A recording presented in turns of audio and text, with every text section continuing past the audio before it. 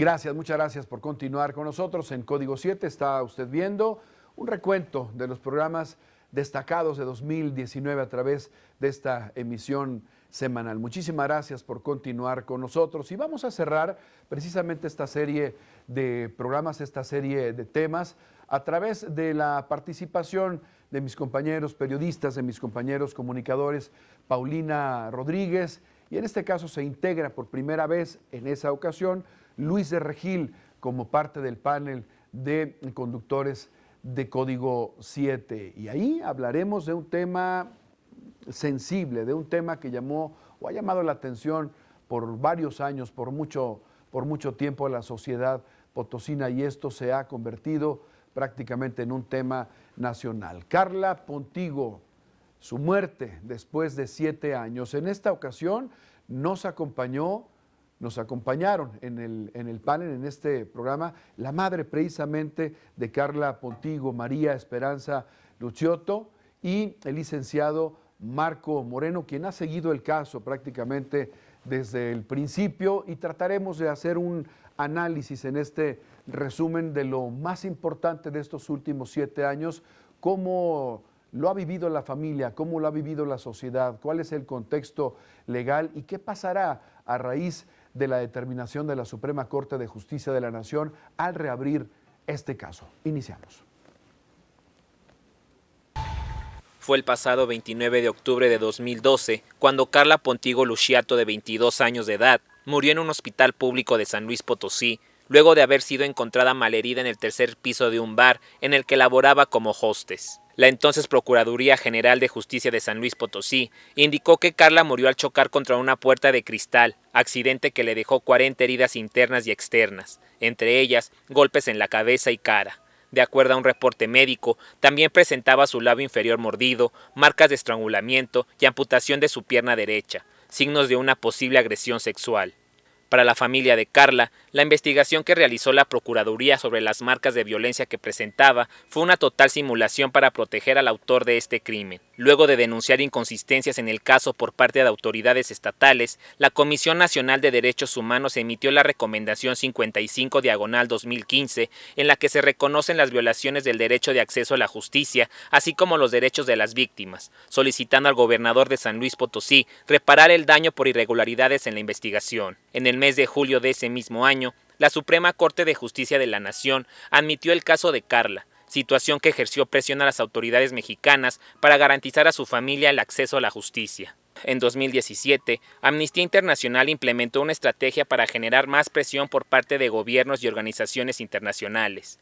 Consistía en escribir cartas de apoyo para la familia y realizar llamadas al Procurador General de Justicia para investigar la muerte de Carla Pontigo como un feminicidio. Amnistía Internacional también pedía compartir la historia de Carla, misma que dividió en 10 escenas. Escena 1. Carla Pontigo Luciotto tenía 22 años, estudiante de nutrición, originaria de San Luis Potosí. Escena 2. Se le encontró en su trabajo sangrando y profundamente herida. Escena 3. Carla tenía sangre en la cabeza, su ojo estaba tan hinchado que parecía que casi se caía. Su labio inferior estaba tan morado como si fuera causa de una mordedura seria. Tenía moretones y marcas en su cuello. Escena 4.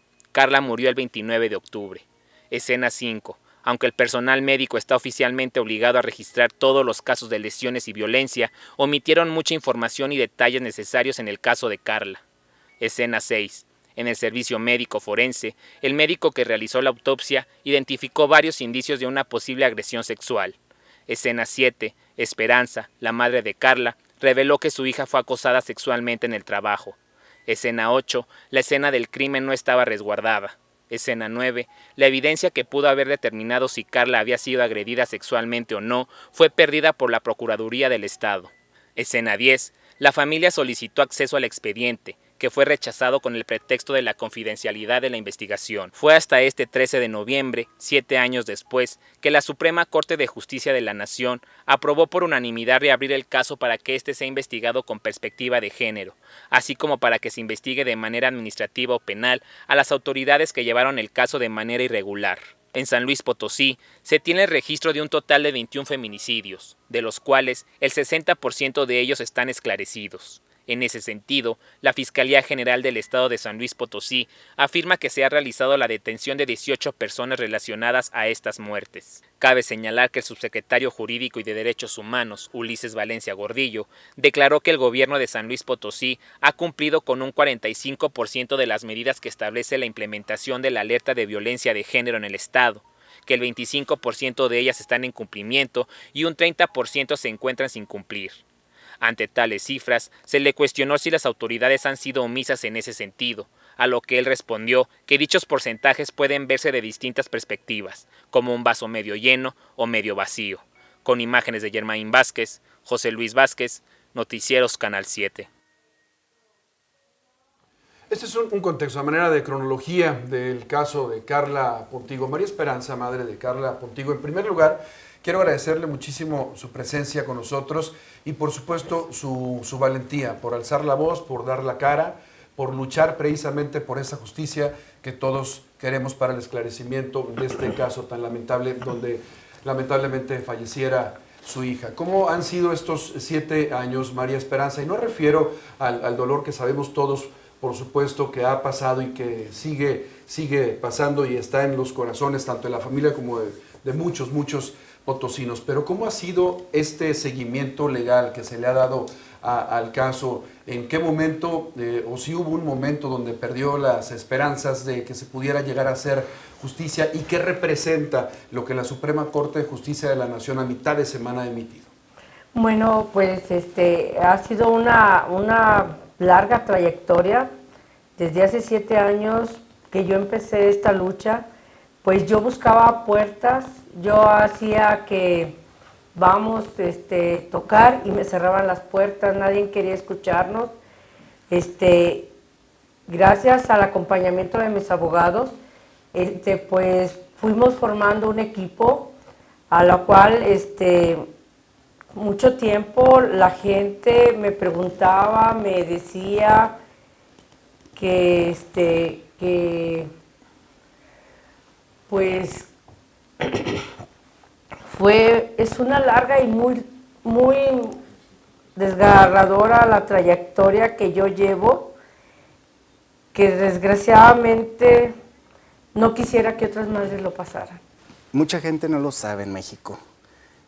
Hoy hablamos de la cultura de los derechos humanos, hoy hablamos de estos nuevos paradigmas, todos los derechos humanos que quieran. Hablamos de una nueva constitución, hablamos de un nuevo artículo primero constitucional, pero pues también hay que hacerle justicia a quienes les debemos esa nueva constitución.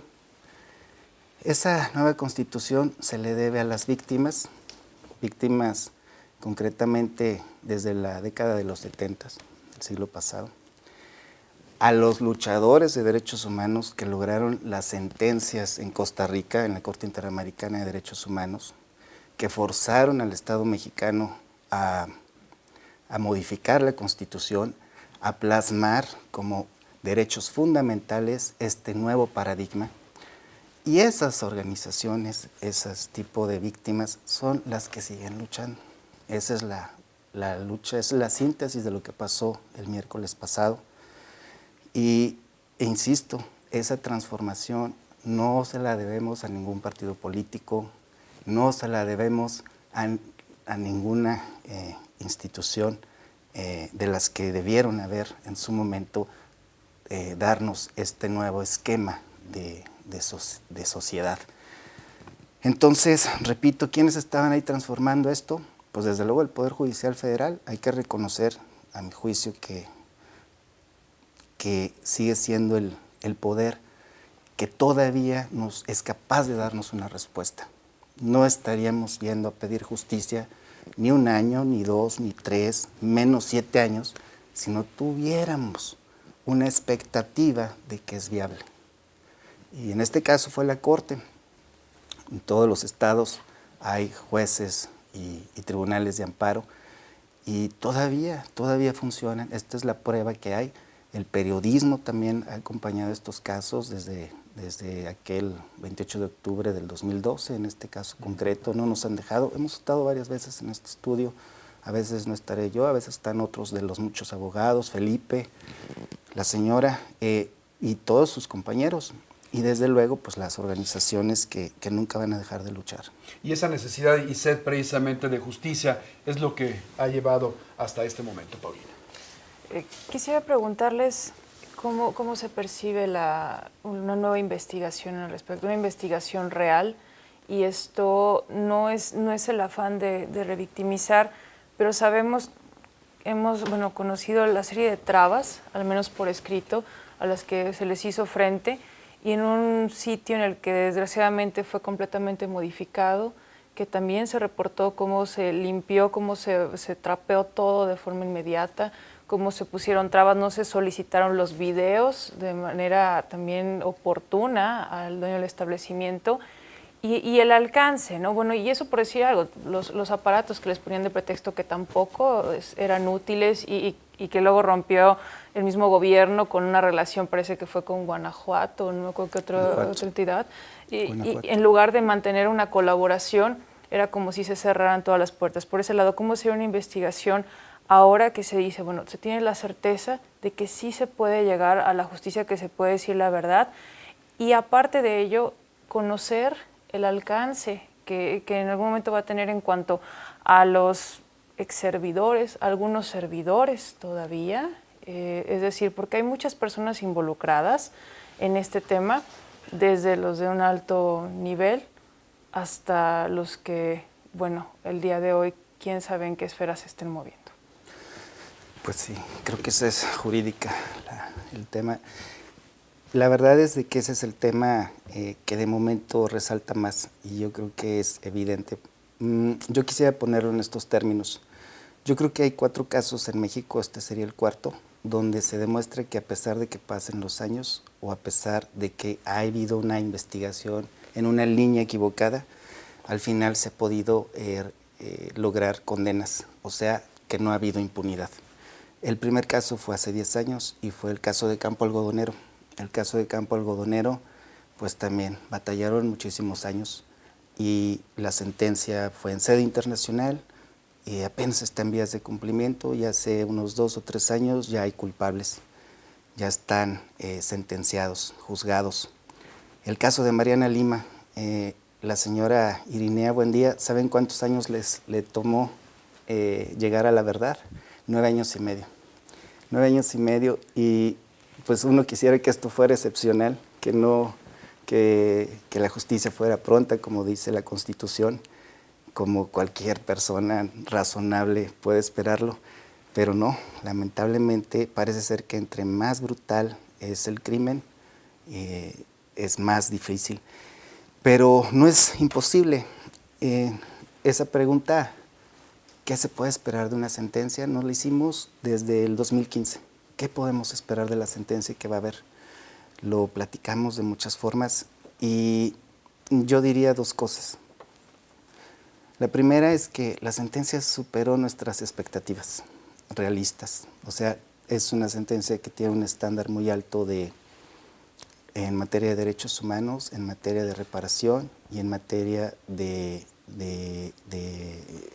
perspectiva de género y concretamente el tema de feminicidio.